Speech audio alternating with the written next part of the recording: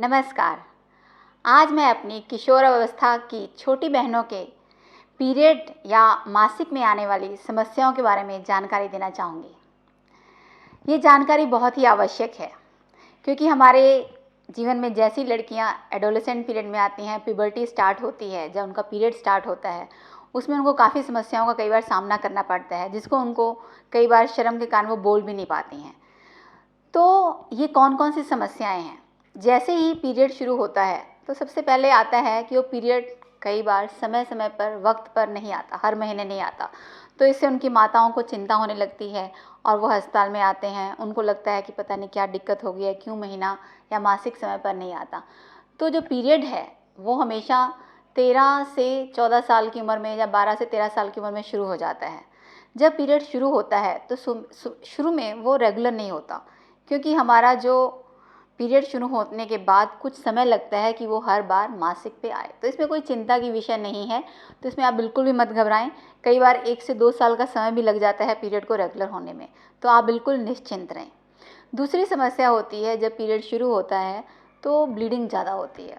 जब ब्लीडिंग ज़्यादा होती है तो शरीर में खून की कमी हो जाती है और ये एक चिंताजनक विषय है। जब ऐसा हो तो आपको अपने डॉक्टर को अवश्य दिखाना चाहिए और उससे परामर्श लेना चाहिए।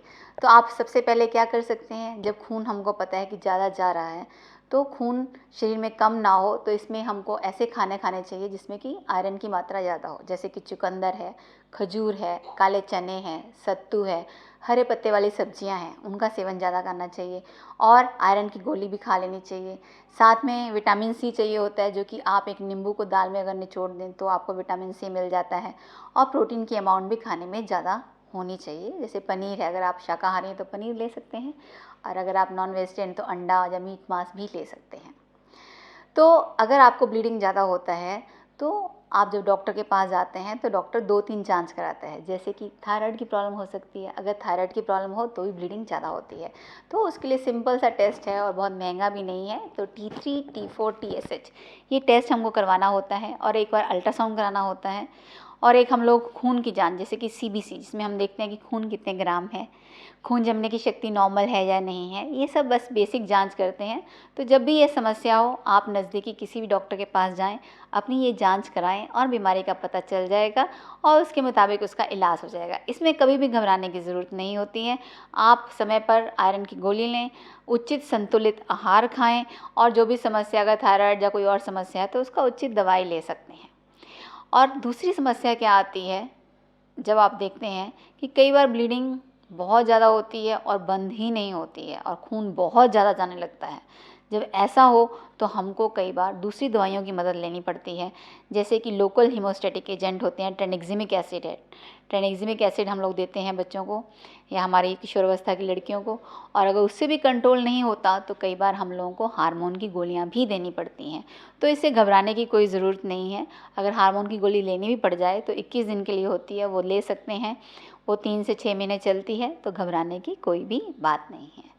दूसरा जो पीरियड में समस्या आती है वो होता है कि पीरियड कई बार 30 दिन पे ना आके 28 दिन पे ना आके 45 दिन पे आता है, 2 महीने पे आता है, 3 महीने पे आता है। तो ये कई बार हम लोगों के लिए चिंता का विषय बन जाता है कि क्यों महीना नहीं आ रहा है, क्यों महीना नहीं आ रहा है। तो कई बार आप देखोगे इसमें आप एक कंडीशन होती है जिसको हम बोलते हैं पॉलीसिस्टिक ओवेरियन सिंड्रोम, PCOS। इसमें अगर बच्चे के फेस पे, जैसे यहाँ पे या यहाँ पे इस चिन्ह एरिया में बाल ज़्यादा होते हैं, शरीर पे बाल ज़्यादा होते हैं, वज़न ज़्यादा बढ़ जाता है, गर्दन के पीछे भी एक काली सी एक लेयर बन जाती है, तो ये जो कंडीशन होते हैं ये हार्मोन की गड़बड़ी से होते हैं। इसमें जितना वज़न बढ़ता है उतना ही ये बीमारी ज़्यादा होती है। तो आपका अगर वज़न ज़्यादा है और पीरियड्स टाइम पे नहीं आ रहा है तो काफ़ी हद तक अगर इलाज जो होता है बिना दवाई के भी संभव है, क्योंकि अगर आप अपना वज़न कम कर लेते हैं तो आपका पीरियड टाइम पे और सही आने लगता है। जबकि वज़न कम करना बहुत ही मुश्किल काम है। हर कोई चाहता है कि दवाई खा लें और ठीक हो जाए, और वज़न कम करना कोई नहीं चाहता, क्योंकि वज़न कम करने में मेहनत करनी पड़ती है। बट मैं अपनी छोटी बहनों को बोलूँगी कि वो अपना वज़न ठीक रखें और अपना एक्सरसाइज करें, व्यायाम करें, योगा करें, संतुलित आहार खाएं। जैसे कि हम लोग फाइन कार्बोहाइड्रेट जैसे पिज़्ज़ा है, बर्गर है, चीज़, ये सब बहुत ज़्यादा खाते हैं, इसको खाने से परहेज़ करें। समय से उठें, समय से सोएं और ज़्यादा टी कॉफ़ी का भी सेवन ना करें। और आप जो घर का बना हुआ प्रॉपर खाना है वो अच्छे से खाएं तो आपकी सेहत बिल्कुल ठीक रहेगी और मासिक की ये समस्या काफ़ी हद तक ठीक हो जाएगी। अगर इन सब करने के बावजूद भी आपकी मासिक की ये समस्या सही नहीं होती है तो हमको डॉक्टर की मदद लेनी होती है। हमको कुछ हार्मोन के जांच कराने होते हैं, जैसे कि LH, FSH, T3, T4, TSH and आपका प्रोलैक्टिन हार्मोन करवाना पड़ता है और एक अल्ट्रासाउंड कराते हैं। अगर उससे हमको पता चलता है कि ये पॉलीसिस्टिक ओवेरियन सिंड्रोम की बीमारी है तो हम उसके लिए कुछ दवाइयाँ देते हैं, गर्भ निरोधक गोलियाँ भी देते हैं। गर्भ निरोधक गोलियों को देख के डरना नहीं चाहिए। कई बार सोचते हैं कि हमारी तो शादी नहीं हुई, डॉक्टर ने हमको एक गर्भ निरोधक गोली क्यों दे दी। गर्भ निरोधक गोलियों के सिर्फ गर्भ निरोधक के अलावा और भी बहुत सारे काम होते हैं और भी बहुत सारी बीमारियों में ये गोलियाँ काम में आती हैं, तो इसलिए उसको बिना निश्चिंत हुए आप ले सकते हैं, घबराइए मत। अब उसके बाद कई बार क्या होता है, कभी कभी अल्ट्रासाउंड में हमको देखते हैं, कई बार बहुत रेयरली कभी कभी कोई फाइब्रॉइड होता है या ट्यूमर होता है या कोई ओवरी में सिस्ट होती है या कोई गांठ होती है, तो उसका भी आप अपने डॉक्टर को देखकर इलाज करवा सकते हैं। इसके अलावा जो सबसे कॉमन प्रॉब्लम होती है वो होता है पेल्विक इन्फ्लेमेटरी डिजीज़, इन्फेक्शन। कई बार इन्फेक्शन के कारण भी ब्लीडिंग ज़्यादा होता है। हमारे देश में ट्यूबरकुलोसिस की बीमारी बहुत ज़्यादा है, कई बार बच्चेदानी का ट्यूबरकुलोसिस हो जाता है। ट्यूबरकुलोसिस का शुरू के फेज़ में जो होता है ब्लीडिंग ज़्यादा होता है, पर टाइम के साथ साथ वो उसके अंदर इतना ज़्यादा प्रॉब्लम कर देता है कि टीबी के कारण ब्लीडिंग ही बंद हो जाती है। तो अगर इन्फेक्शन है तो एक टीबी का कारण भी हो सकता है। दूसरा, हम लोग पब्लिक टॉयलेट यूज़ करते हैं, हाइजीन प्रॉपर नहीं होती है। कई बार अंडरगारमेंट्स को अच्छे से धोया नहीं जाता है, धूप में नहीं सुखाया जाता है, जिसके कारण इन्फेक्शन हो जाता है। तो ये इन्फेक्शन का जब भी आपको लग रहा है कि कोई सफ़ेद पानी जैसा जा रहा है या नीचे खुजली हो रही है तो आप अपने डॉक्टर को अवश्य दिखाएं। इसमें हम लोग एक कोर्स ऑफ एंटीबायोटिक्स देते हैं जो कि बहुत ही सिंपल दवाई है। ये इलाज कराना क्यों ज़रूरी है, क्योंकि अगर इन्फेक्शन हो गया आगे जाके ये आपकी बच्चेदानी में दिक्कत कर सकता है। जो नस होती है, फैलोपियन ट्यूब होता है, उसमें इन्फेक्शन होने से वो नस बंद हो जाती है। फिर जब शादी होगी बाद में बच्चा होने में भी दिक्कत हो सकती है। तो एक छोटा सा जो चीज़ है और इसके कारण आगे जाके बहुत बड़ी समस्या हो सकती है। और ये जो इन्फेक्शन है सिंपल एंटीबायोटिक खाने से ठीक हो जाता है और इसको ज़रूर ले लें। और अंडरगारमेंट्स को भी बहुत अच्छे से धोना चाहिए। और जब पीरियड आता है उस समय जो आप पैड यूज़ करते हैं उसमें दिन में कम से कम 2 बार बदलना चाहिए और अंडरवियर को भी कम से कम 2 बार बदलना चाहिए।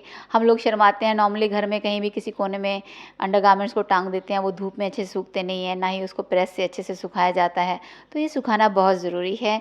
और जो पैड है उसको भी 2-3 बार बदलना चाहिए और बिल्कुल भी वो एरिया गीला नहीं रहना चाहिए। कपड़े हमेशा इसको बदलने चाहिए और इससे आप लोगों को काफ़ी आराम मिलेगा और ये बीमारी कभी भी नहीं होगी। तो आगे चल के ये सब बीमारियां ना हों तो इन्फेक्शन से बचने के लिए पर्सनल हाइजीन का ध्यान रखना बहुत बहुत ज़्यादा ज़रूरी है। तो आज हमने क्या क्या आपसे बात की। एक तो महीना अगर शुरू में नियमित रूप से नहीं आता है तो कोई घबराने की ज़रूरत नहीं है। दूसरा, अगर महीना ज़्यादा जाता है तो आयरन की मात्रा खाने में ज़्यादा लें और डॉक्टर की सलाह लें। कुछ बेसिक जांच जैसे कि अल्ट्रासाउंड, थायराइड और खून का जांच करवाना होता है। और तीसरा, हमने देखा था कि अगर ब्लीडिंग 2-3 महीने पे आती है, वज़न ज़्यादा है तो वज़न कम करना है और उसके बाद भी ठीक नहीं होती है तो हार्मोन का जांच कराना है और कुछ दवाइयाँ देते हैं, उन दवाइयों का सेवन करना है। चौथा, हमने बात की थी इन्फेक्शन के बारे में। तो इन्फेक्शन अगर कभी हो जाता है तो एक एंटीबायोटिक का कोर्स लेना होता है, कुछ मलहम आती हैं वो लगानी होती हैं और पर्सनल हाइजीन और कपड़ों का बहुत ज़्यादा ध्यान रखना होता है। तो मैं आशा करती हूँ कि मेरी छोटी बहनों को मेरी इस वार्तालाप से काफ़ी फ़ायदा होगा और मैं चाहती हूँ आपको ये फ़ायदा जो है आप अपनी दूसरी क्लास की लड़कियों को और अपनी छोटी और बहनों को भी बताएं ताकि उनको भी इससे फ़ायदा हो सके। तो इसी के साथ मैं आप सबका धन्यवाद करती हूँ। नमस्कार।